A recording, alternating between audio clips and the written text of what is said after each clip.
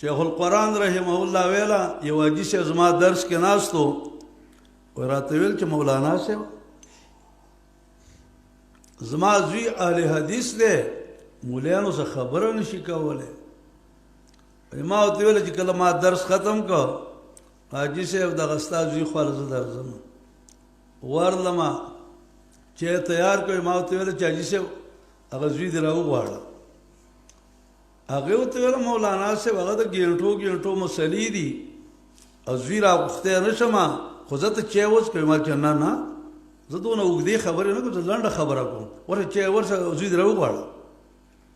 زوی راغی ما چای څښه هلکه چای پیاله واخله چای نه څښمه چای وڅښه نه څښمه.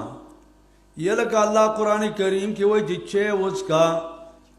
قرآن کې الله کوم ځای کې ویلي شیخ صاحب وایي اقیموا الصلاة چای وڅښه. پوه شولې؟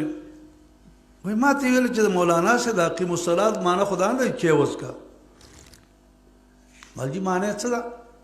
اقیموا الصلاة مونځ وکړه دا معنی چا کړې ده؟ دا جی جلالین کړې ده. ښه جي جلالین معنی او جی معنی مې د جلالین پلار ولې نه معنی؟